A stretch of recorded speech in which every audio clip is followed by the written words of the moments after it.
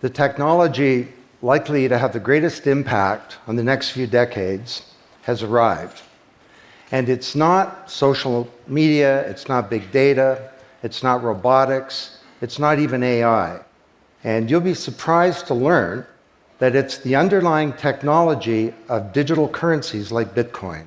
It's called the blockchain. Blockchain. Now, it's not the most sonorous word in the world, but I believe that this is now the next generation of the internet, and that it holds vast promise for every business, every society, and for all of you individually. You know, for the past few decades, we've had the internet of information. And when I send you an email or a PowerPoint file or something, I'm actually not sending you the original, I'm sending you a copy. And that's great. This is democratized information. But when it comes to assets, things like money, financial assets like stocks and bonds, loyalty points, intellectual property, music, art, a vote, carbon credit, and other assets, sending you a copy is a really bad idea.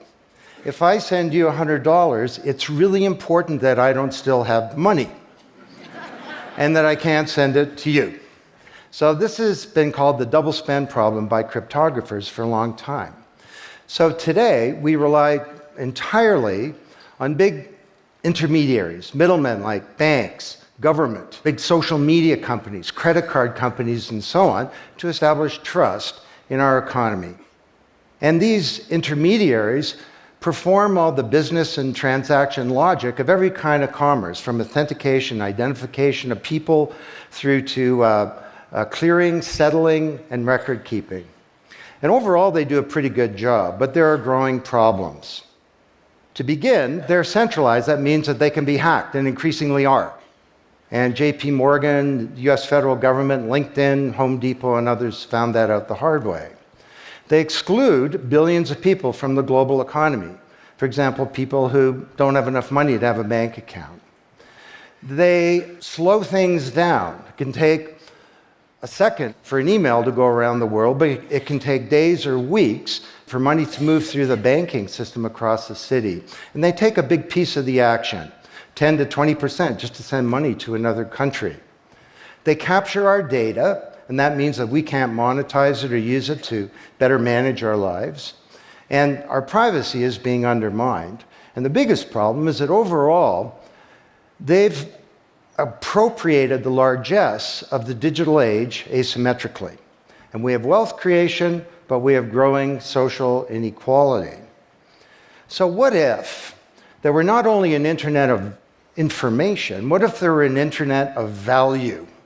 Some kind of vast, global, distributed ledger running on millions of computers and available to everybody, and where every kind of asset, from money to music, could be stored, moved, transacted, exchanged, and managed, all without powerful intermediaries. What if there were a native medium for value? Well, in 2008, the financial industry crashed, and perhaps propitiously, an unknown or anonymous person or persons named Satoshi Nakamoto created a paper where he developed a protocol for a digital cash that used an underlying cryptocurrency called Bitcoin. And this cryptocurrency enabled people to establish trust and do transactions without a third party. And the seemingly simple act set off a spark that's ignited the world, that has everyone excited or terrified or otherwise interested in many places. Now, don't be confused about Bitcoin, okay? Bitcoin is an asset. It goes up and down, and that should be of interest to you if you're a speculator. More broadly, it's a cryptocurrency. It's not a fiat currency controlled by a nation state, and that's of greater interest. But the real pony here is the underlying technology. It's called blockchain. So, for the first time now in human history, people everywhere can trust each other and transact peer-to-peer. And trust is established not by some big institution, but by collaboration, by cryptography, and by some clever code. And because trust is native to the technology, I call this the trust protocol. Now you're probably wondering, well, how does this thing work? Fair enough. Assets, digital assets like money to music and everything in between, are not stored in a central place, but they're distributed across a global ledger using the highest level of cryptography.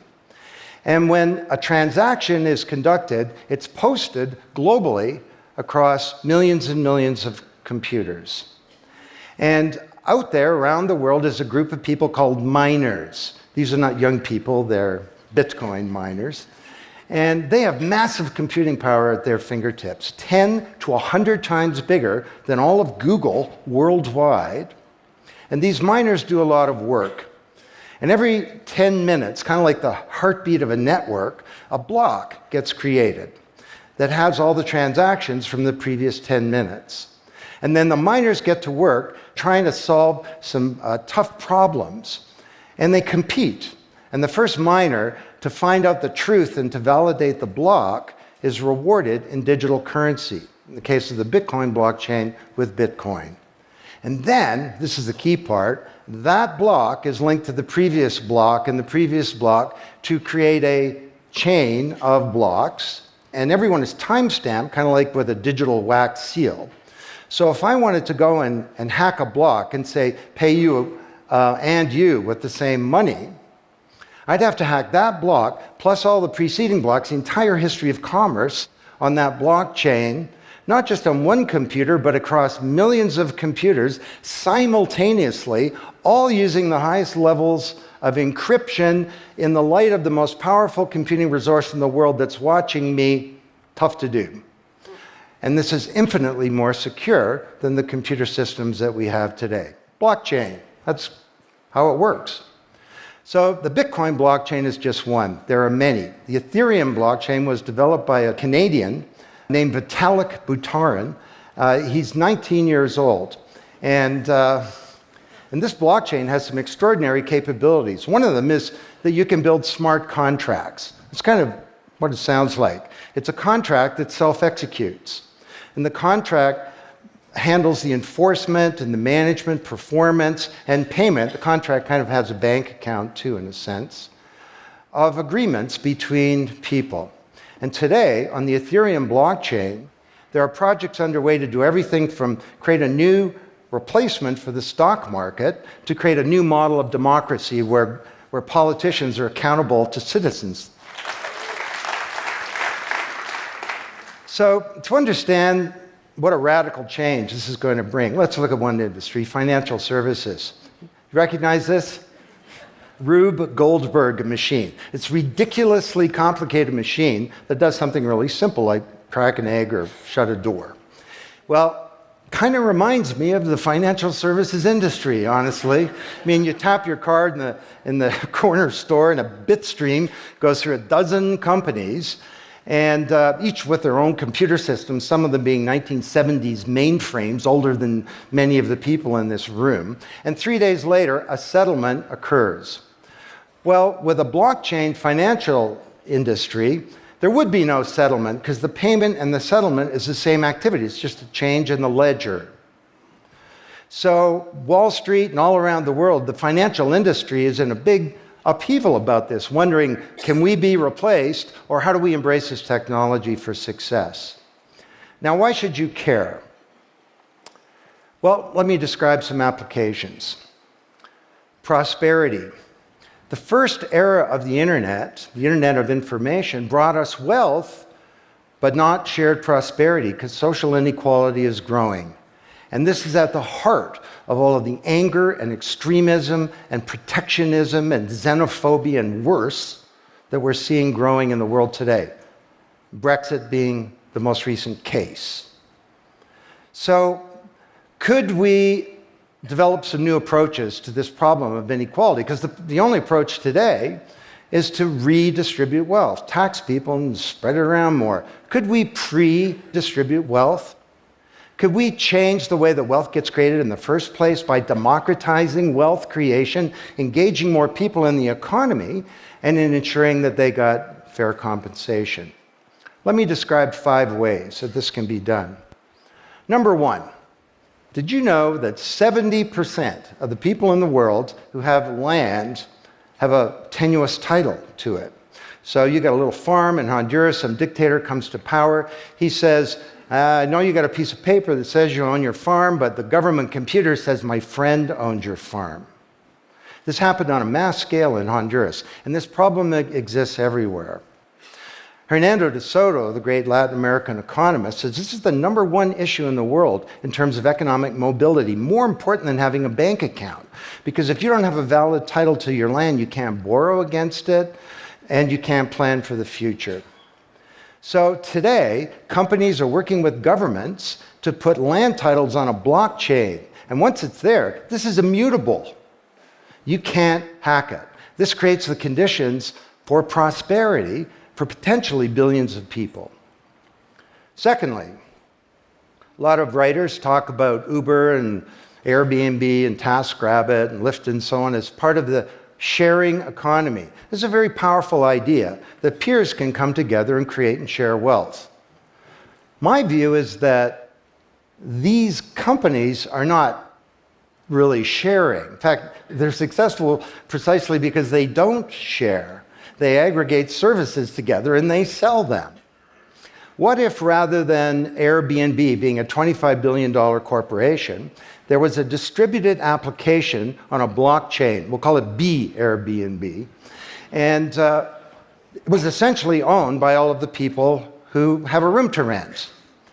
And when someone wants to rent a room, they go onto the blockchain database and all the criteria sift through, help them find the right room, and then the blockchain helps with the contracting, it identifies the party, it handles the payments, just through digital payments are built into the system, and it even handles reputation, because if she rates a room as a 5-star room, that room is there, and it's rated, and it's immutable.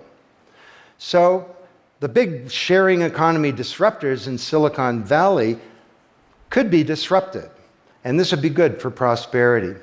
Number 3, the biggest flow of funds from the developed world to the developing world is not corporate investment, and it's not even foreign aid.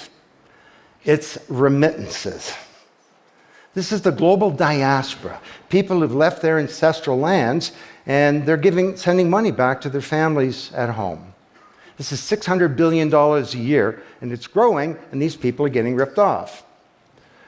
Annalie Domingo is a housekeeper, and she lives in Toronto, and every month she goes to the Western Union office with some cash to send her remittances to her mom in Manila.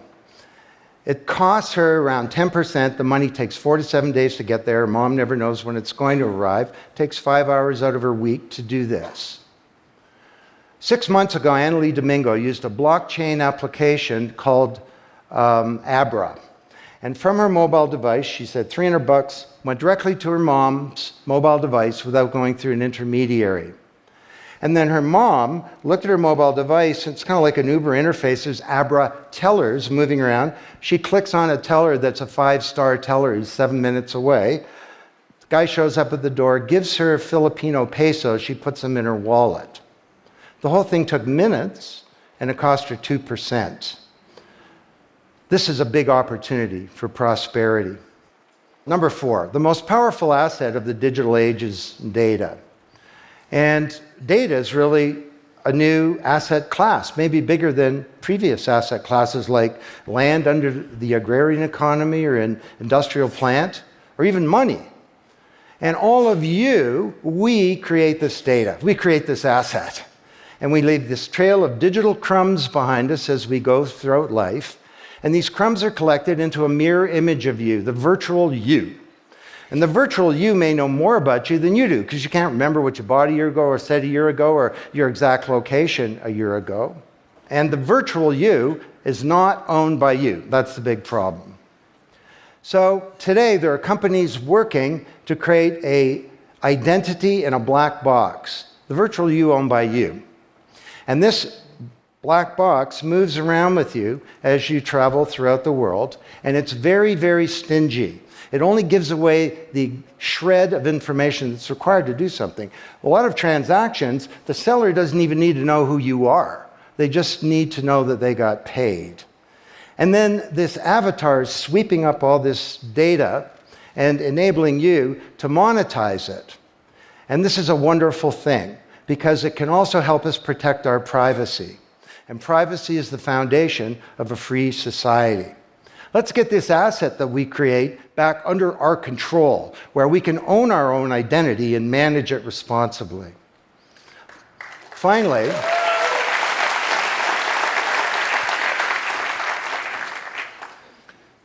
number 5, there are a whole number of creators of content who don't receive fair compensation because the system for intellectual property is broken. It was broken by the first era of the internet. Take music. Musicians are left with crumbs at the end of the whole food chain. You know, if you're a songwriter, 25 years ago you wrote a hit song, it got 1 million singles, you could get royalties of around $45,000. Today you're a songwriter, you write a hit song, it gets 1 million streams, you don't get $45K, you get $36.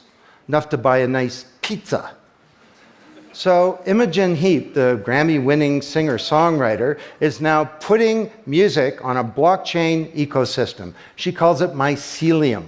And the music has a smart contract surrounding it. And the music protects her intellectual property rights. You want to listen to the song, it's free, or maybe it's a few microcents flow into a digital account. You want to put the song in your movie, that's different, and the IP rights are all specified. You want to make a ringtone, that's different. She describes that the song becomes a business. It's out there on this platform, marketing itself, protecting the rights of the author, and because the song has a payment system, in a sense a bank account, all the money flows back to the artist, and they control the industry rather than these powerful intermediaries. Now this is